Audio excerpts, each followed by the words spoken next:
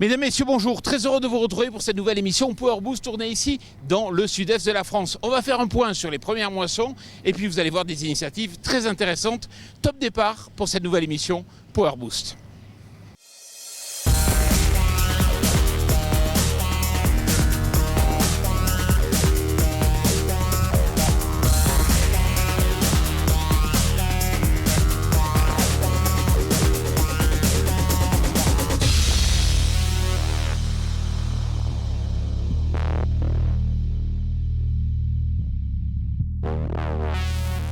Salut le Power Booster.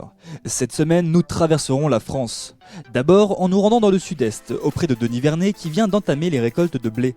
Puis nous parlerons colza, tout d'abord sur un chantier de récolte dans le Loir-et-Cher, puis nous irons dans les environs de Poitiers, où la coopérative Centre-Ouest Céréales a mis en place une usine de production d'huile de colza, à la fois alimentaire et carburant. Ensuite, nous mettrons le focus sur un jeu de société qui met à l'honneur le monde paysan.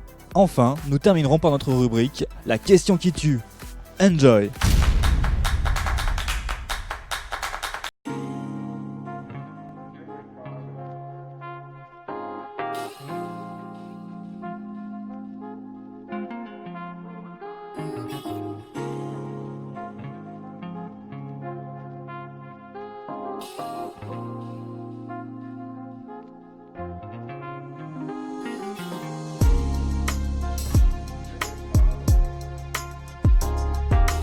On va faire un point sur la moisson dans les Alpes de Haute-Provence. Bonjour Denis. Bonjour. Alors Jazz, elle moissonne tout le temps avec vous? Toujours, ouais, c'est mon copilote et cette année, ça s'annonce très très beau, les moissons. Alors donnez-nous un peu la tendance. Donc grâce à la pluviométrie printanière et pour ceux qui ont réussi à semer à temps, on est sur une tendance de 50 quintaux au sec. Donc ce qui est très beau par rapport aux 35 habituels, ouais, cette année. Facile à récolter? Alors ici, assez facile, oui, on a des belles fenêtres, il fait toujours assez beau. Et le blé dur se bat très bien, ouais. Bon. Alors racontez-moi un peu, vous surinvestissez pas en le matériel ou le faites durer ici? Oui, alors surtout en céréales, hein, la tendance ces dernières années était plutôt à la baisse des surfaces face à la baisse des prix mondiaux. Hein. Mais bon, on est assez bien équipé et on fait perdurer quand même les cultures de céréales sur l'exploitation, puisque ce sont des cultures historiques auxquelles on est quand même attaché. Ouais. Mais ce qu'on ressent quand même, c'est qu'il y a un revirement, c'est quand même les plantes à parfum aujourd'hui qui prennent le dessus. Tout à fait, ouais. Les plantes à parfum ont des marchés très porteurs, beaucoup plus porteurs que celles des céréales malheureusement, ceux des céréales malheureusement. Par contre, on a des filières de niche qu'on a développées notamment avec notre coopérative GPS à Manosque, qui sont de la vente directe de légumes secs et qui font revenir un peu les légumes secs au centre de l'attention et qui nous permet de faire des rotations plus intéressantes et donc des céréales derrière plus jolies. Et donc c'est un cercle vertueux agronomique et agroécologique qui se relance un peu. Ouais. Vous avez fait un cursus d'ingénieur, vous vous installez, vous y croyez dans l'agriculture pour le futur? Moi j'ai toujours été passionné, donc je le fais par passion et j'y crois beaucoup, puisque aujourd'hui avec les outils que nous avons, l'agriculture de précision, la demande des gens pour plus d'agroécologie, si on sait saisir, je pense, le train en marche, on peut faire de belles choses. Ouais. Et quand on parle d'agriculture précision, vous faites quoi? Alors on est équipé d'autoguidage RTK et RTX et on fait pas mal de modulation de fertilisation, bon, coupure de tronçons pour les traitements, etc. Et on fait aussi on essaie de faire du semis direct de précision et voilà, du binage de précision aussi, donc il y a plein de choses à faire. Ouais. Alors Denis, on dit souvent que ça coûte super cher l'agriculture précision, que c'est pas forcément toujours évident à rentabiliser. À la fois vous surinvestissez pas dans la récolte, mais par contre vous investissez dans l'agriculture précision? Je pense que c'est un confort, ça peut être vu comme un peu du luxe, mais moi je pense que c'est vraiment un confort, un gain de temps et en fait c'est s'ouvrir le champ des possibles en fait avec tout ce qui va arriver dans les prochains temps, je pense. Denis, je vous souhaite une belle moisson. Merci. Merci.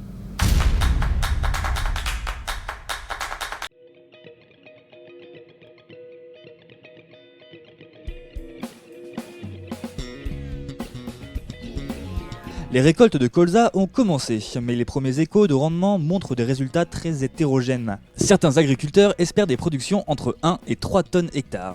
Il se pourrait que l'on assiste à la plus faible production depuis 14 ans.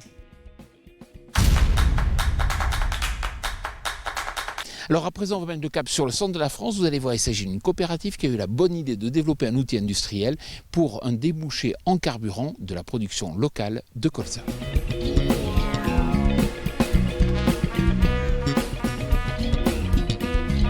La La coopérative Centre-Ouest Céréales a vu le jour en 1936. Mais c'est en 2006 qu'a été montée l'usine de production d'huile à l'initiative de la direction et des agriculteurs adhérents. C'est tout simplement parce qu'on avait une problématique à cette époque-là, il y a une dizaine d'années, une problématique d'irrigation. Il faut savoir que le département de la Vienne à l'époque était un gros département producteur de maïs et de maïs irrigué notamment. Et donc on commençait à avoir des difficultés pour pouvoir développer l'irrigation dans le département. Et à l'initiative donc des agriculteurs de la coopérative et de la direction, il a été décidé de lancer un programme de trituration de graines de colza pour remplacer le maïs par le colza. Et il s'est trouvé qu'on a eu un peu de chance puisque le gouvernement français, dont le Premier ministre était Jean-Pierre Raffarin, qui comme par hasard est de la région, a lancé le plan agrocarburant pour la France. Et donc on a profité de cette occasion-là pour joindre à notre unité de trituration, donc qui permet donc de triturer du colza en huile et en tourteau. On a adjoint également une unité d'estérification pour transformer l'huile en agrocarburant, en biodiesel. Voilà l'origine de ce projet. Mais comment ça marche ?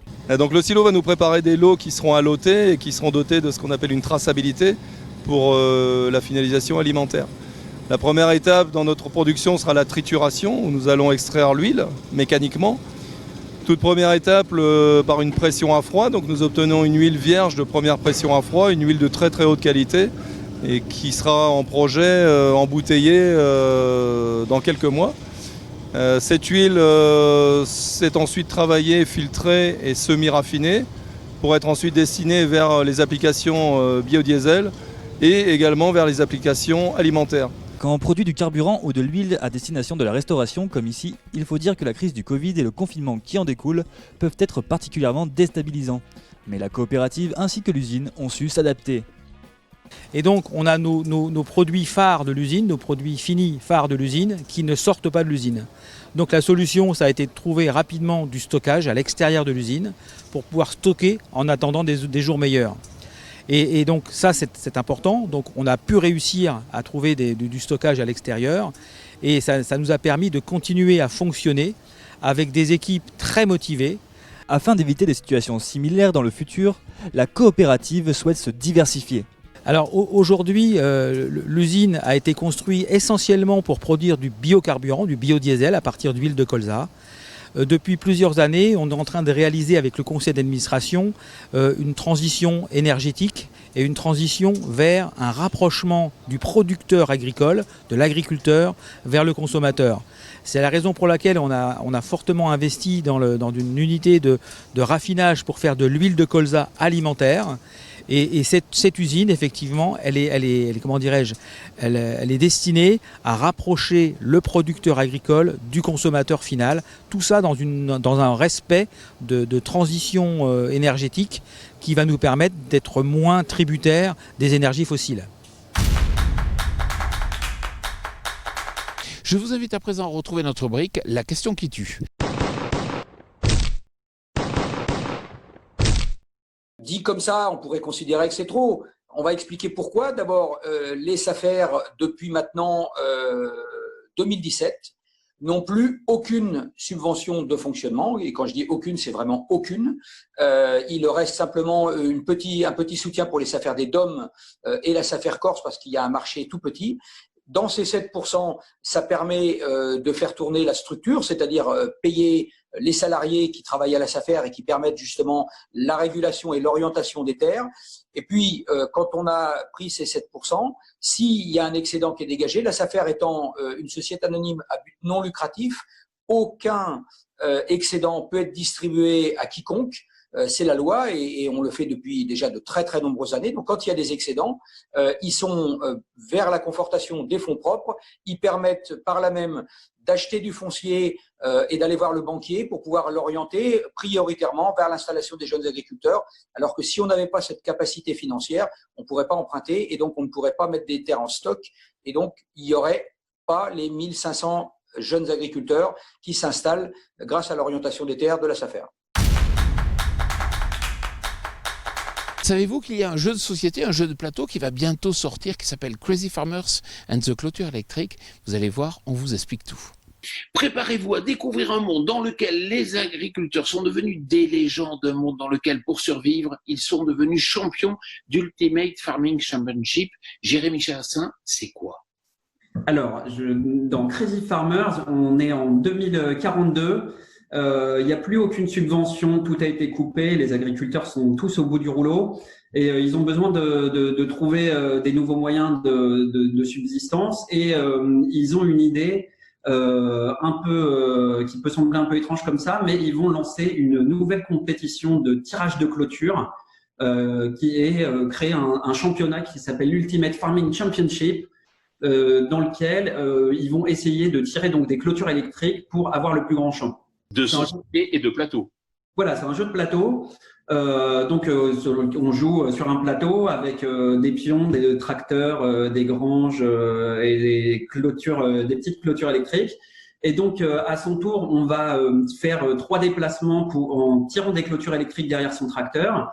Et on va petit à petit entourer des parcelles. Et une fois qu'on revient en bordure du champ qu'on a déjà acquis, ça va agrandir ce champ et le but du jeu sera à la fin de la partie d'avoir le plus grand champ. Alors tout ça serait bien gentil, mais on est dans une compétition et bien entendu les adversaires ne vont pas vous laisser faire. Ils vont d'une part tenter de reprendre les parcelles que vous avez déjà prises, mais aussi de venir couper votre clôture pendant que vous êtes en train de la tirer.